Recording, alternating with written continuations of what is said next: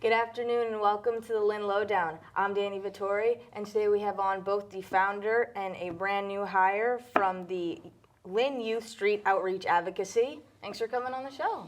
Thank you for having us. Great. Would you both mind introducing yourselves really quick?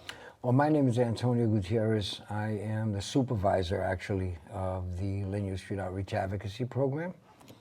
My name is Rebecca Hermann, and I'm the lead outreach advocate for L.Y.S.O.A. Fantastic. So this organization has been around for quite a few years now at this point. Antonio, you've been involved mostly since the beginning. Since day one. Actually, I started out as just a regular outreach worker under the Shannon grant, and I think like a little over 2 years and a half later, with Teresa De Gregorio, who is the executive director, we co-founded together the L.Y.S.O.A, Lynn Youth Street Outreach Advocacy. So now I believe we're going into 13th year, 12 plus years now. Really impressive. And your main goal is you work with either at-risk or high-risk youth, 14 and 24. So how do you go about doing that work? Well, we through referral process, we also go to the courts and stuff. We work with the schools. It's funny, this morning we were just talking about that, how the referrals come in. We get them through email, we get them through word of mouth, we get them through parents, we get them through the Lynn Police Department, we get them through the courts, juvenile district, Superior, the drop-in center. Wow. They just drop in at times, or they catch up. I mean, now it's almost like a household name type thing. And then you as the lead outreach worker, what's your main role? My main role is outreach, so going out into the community, getting kids, talking to kids, trying to show them like a better path to go on, like mentorship type. Like he said, working in the schools with like SROs and the guidance counselors, working in court with like probation and the lawyers, things like that. And you also very recently participated in a community outreach meeting. Yeah. It was talking about the violence and how it was. So, I mean, I'm sure the community knows, of course, with the recent violence that we've had in the last month, which has been pretty hard for us. We thought we were going to get through the summer, unscathed and stuff, and because you hear Boston and other cities and the struggles that they have been going through with the shootings and stuff like that. We've had our own share of recent shootings and the murder and stuff like that, and so we're trying to do our part, and you know what I mean. We're out there. We're in the community. We're working with the families, of course, reaching out. We're trying to get to the young people, trying to make sure and see what we can do through our roles, and try to, whatever it is, media, whatever we need to do to try to bring this to the table, to try to bring this to a halt, you know what I mean, and assist in any way that we can, especially in the schools, because, it used to be, high school age and older. Now it's come to middle age, middle school and stuff like that, and the younger kids. So we're trying to do the best we can to try to really meet them where they're at.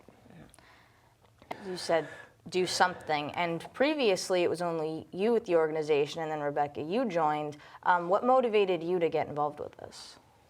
So before I was here, I was working in DYS for almost 2 years in the detention.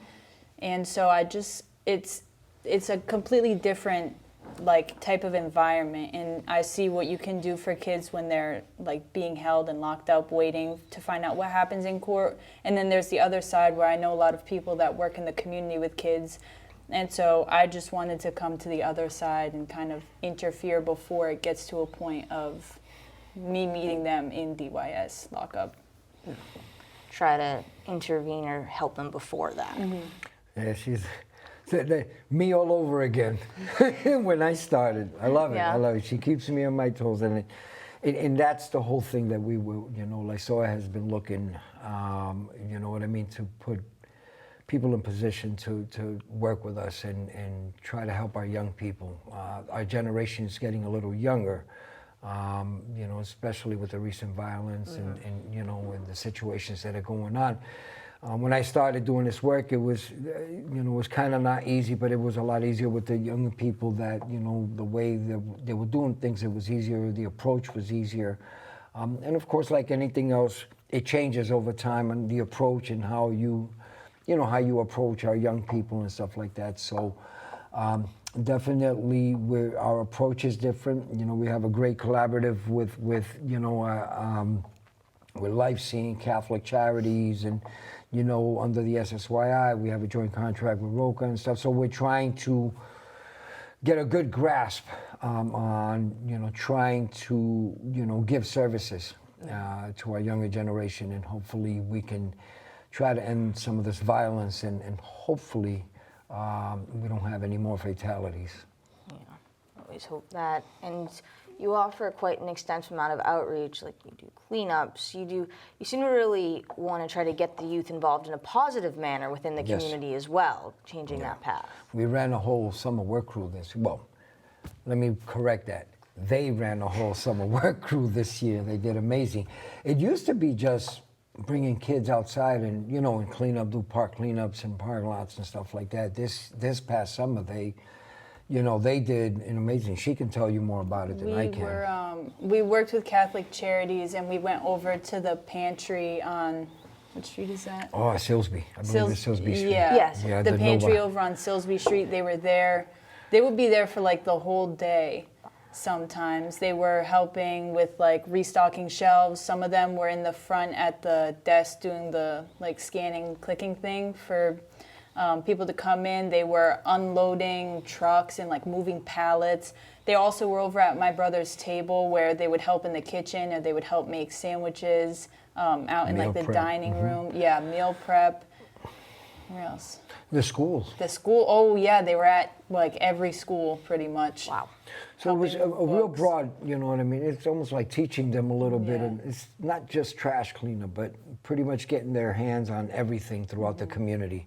In the schools, learning how to, do the meal preps and working with the homeless, and also, the food pantries and stuff like that, and helping out, helping families and stuff like that. So definitely a good broad of, instead of just cleaning or painting out in the community.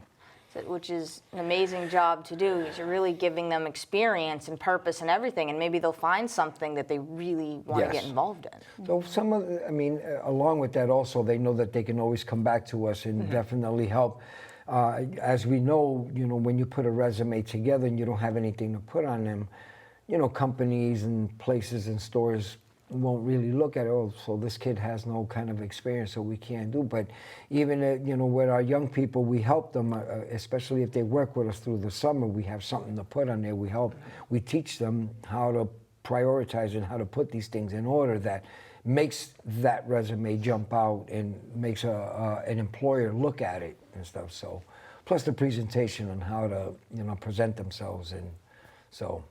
They got in contact with some good people too. They met Judge Ina Hogan. They did a tour of District Court. They went through and toured that. They met the mayor. They did the mayor's office and stuff. So they this summer was pretty good for them. They did really good this summer. So.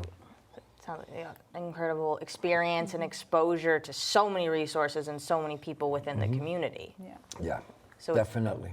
So it's not as intimidating to them, I suppose. Yeah. A little bit. It starts off like that. You know what I mean? It's like they had no idea what they thought it was just you show up, you go to work, you clean, you earn a paycheck, you go home. We try to make it more interesting, you know what I mean?